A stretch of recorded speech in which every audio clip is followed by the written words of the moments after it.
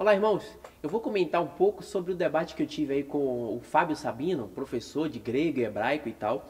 E a gente debateu sobre Deuteronômio 18, sobre, versículo 15 ali, se aquele profeta que Moisés profetizou, que Deus ia enviar um profeta no meio do povo semelhante a ele, se aquele profeta era Jesus, se Jesus é o cumprimento daquilo. E a gente debateu e tal. E aí, em todo o debate, ele sempre apela para as credenciais, tá entendendo? Ele sempre fala, tipo, não estudou e tal, tem que estudar, não sabe o original, não sabe fazer crítica textual e tal. E, claro, é bom você estudar grego ou hebraico para você ir na raiz, para você não pegar o assunto do meio, pegar uma Bíblia agora no português e querer interpretar sem saber que quando você entende o idioma, entendeu? Você consegue se aproximar mais da interpretação correta. Isso é muito bom. Não é ruim. Só que essa questão de alguém saber o grego e o hebraico não quer dizer que ele está certo também. Do contrário, o Papa era para ser o cara que mais tem o conhecimento da verdade e o entendimento da verdade. E vemos o Papa pregando um bocado de heresias aí, entendeu? E defendendo um princípio católico e tal. Então não é bem assim. E esse assunto que eu debati, muitos teólogos e PhDs, gente que conhece o grego e hebraico, entende do jeito que eu entendo, que Jesus é esse profeta, entendeu? Então logo vemos que a questão não é saber o grego e o hebraico, a questão é a questão de entendimento mesmo, entendeu? Mas o Sabino, como ele estava, o Hangout foi no canal dele, então tinha só o público dele, né? Todos os comentários que estava tendo na hora era do público dele. Então ele sempre direcionava ao público dele de maneira estratégica de debate. Mas a gente vê que o Fábio Sabino, ele, mesmo sabendo grego e hebraico e tal, ele fazia várias perguntas que, se a gente analisar, são coisas que simples, bestas. Tipo, tem uma parte que ele citou que eu vou passar aí pra vocês, Mateus 16, ele mostra, perguntaram, né? Jesus perguntou o que dizem que eu sou. Aí Pedro, né? O pessoal disseram, Jesus, dizem que tu és Elias, que tu és um dos profetas e tal. Aí Fábio Sabino diz, ninguém comparou Jesus com Moisés. Ninguém disse, dizem que o Senhor é Moisés. Entendeu? Apesar que a profecia de Deuteronômio 18 não disse que viria Moisés de novo, viria alguém semelhante a Moisés. Mas ele fala, ninguém disse que era Moisés ou comparou, disse que era Elias, disse que era Jeremias, disse que era um dos profetas. Então ele usa o argumento do povo para tentar fundamentar a ideologia dele, entendeu? E aí ele fala, cadê? Ninguém comparou Jesus com Moisés, ou seja, ele está pegando o argumento, o relato do povo, do que o povo falava. Ele nem pegou um argumento assim, os fariseus que estudavam, que era minucioso na lei, ou os judeus, um exemplo, entendeu? Não. Ele pegou o argumento do povo, então você percebe que é argumento fraco. Enquanto o próprio Pedro, em Atos, no capítulo 3, né, versículo 22 ali, ele usa o argumento, né, o texto de Moisés 18, versos 15, para dizer que aquele profeta é Jesus. Então, é mais correto ficar com o argumento do povão, que o povo estão dizendo, tu és Jeremias, tu és Elias, tu és um dos profetas, ou Pedro, que andou com Jesus durante 3 anos. E Jesus sempre pegava os antigos rolos, pergaminhos do Antigo Testamento e ensinava, dizendo isso aqui se cumpre em mim, como está em Lucas 4,18, que ele pega Isaías e lê, o Espírito Seu está sobre mim, ele me ungiu para pegar o evangelho aos pobres, dar vista aos cegos e livrar os oprimidos e tal. E ele fala, isso se cumpriu hoje em mim.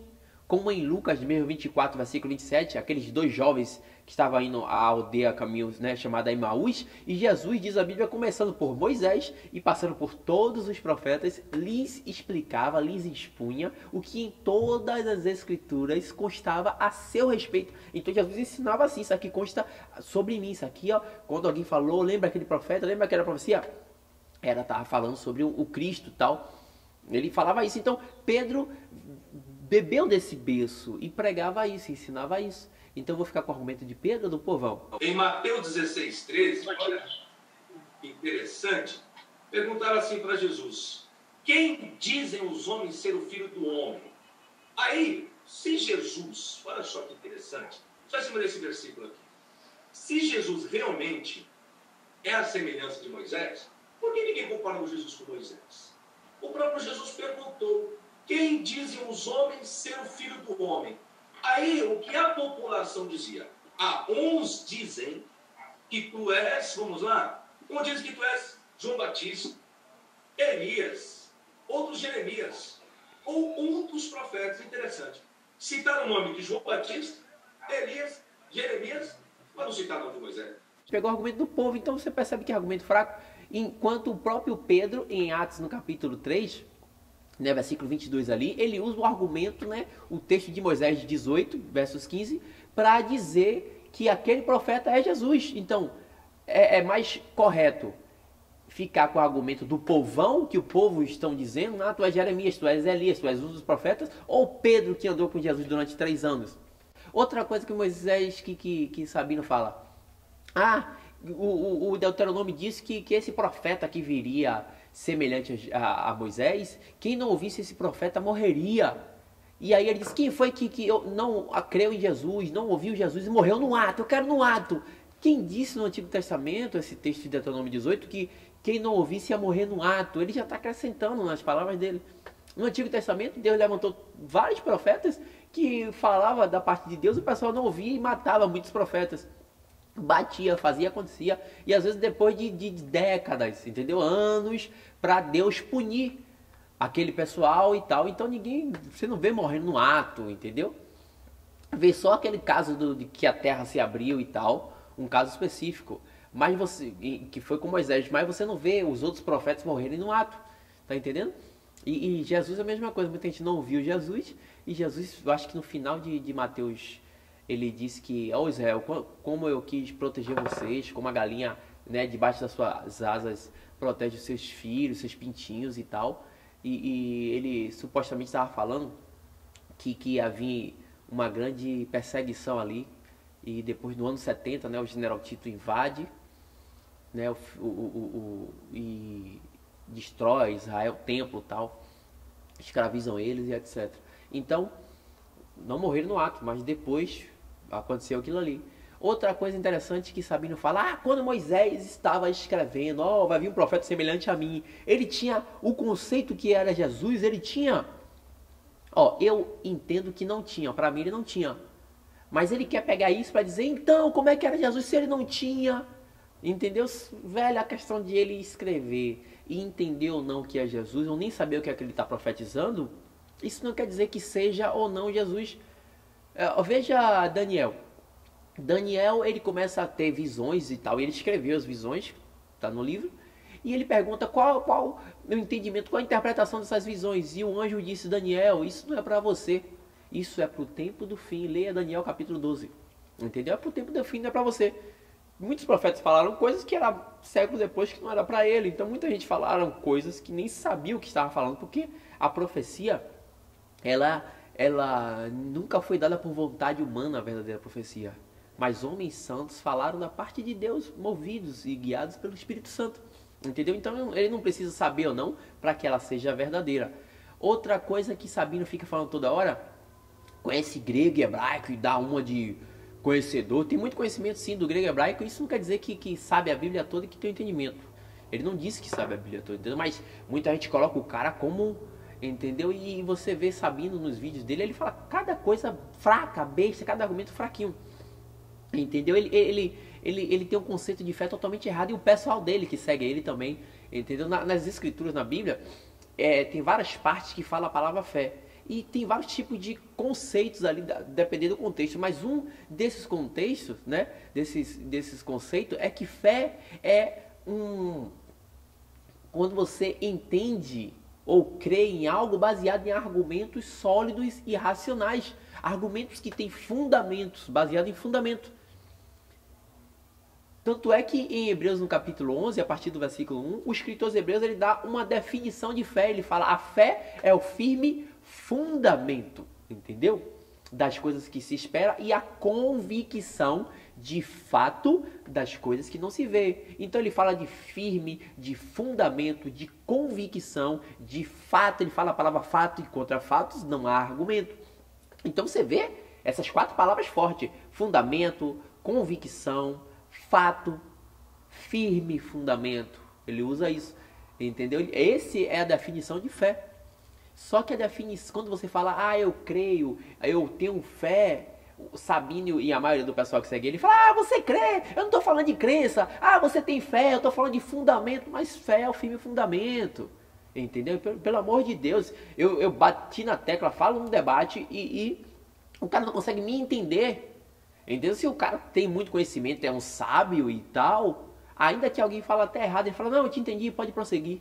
Isso é uma questão de sabedoria, até de uma bondade no coração. Mas o cara ficar embolando, não conseguir entender uma coisa simples dessa que eu estou explicando, entendeu? Fé é firme fundamento. Se alguém crê em algo que ele não tem argumento para fundamentar, isso é chamado de fideísmo. Eu tenho um vídeo aí, coloca aí, fé e fideísmo, Gerson Duque.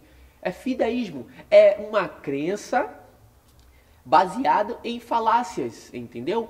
E quando você acredita em azar, se eu passar debaixo de escada, dá azar, gato preto é isso, aquilo, isso já é chamado de superstição.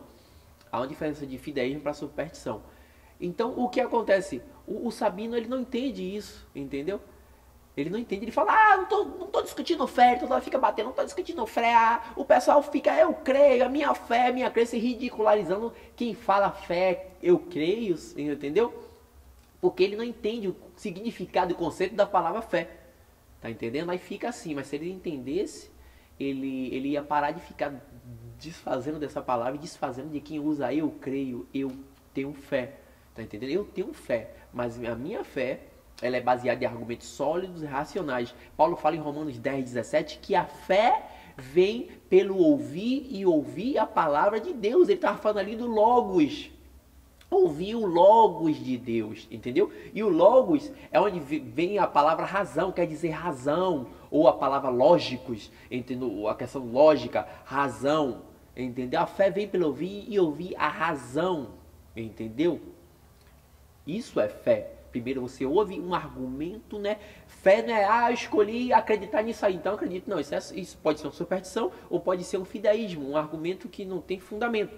Mas a verdadeira fé é quando você ouve a razão, algo racional, você ouve falar: isso tem fundamento, você realmente tem razão. Eu creio nisso aí. Essa é a verdadeira fé. Entendeu? Mas se alguém não ouve nada e diz: eu vou passar a crer nisso aí, sem fundamento, isso não é fé, é fideísmo. Então Paulo fala em Romanos 10:17, a fé vem primeiro pelo ouvir e ouvir o Logos de Deus, a razão de Deus.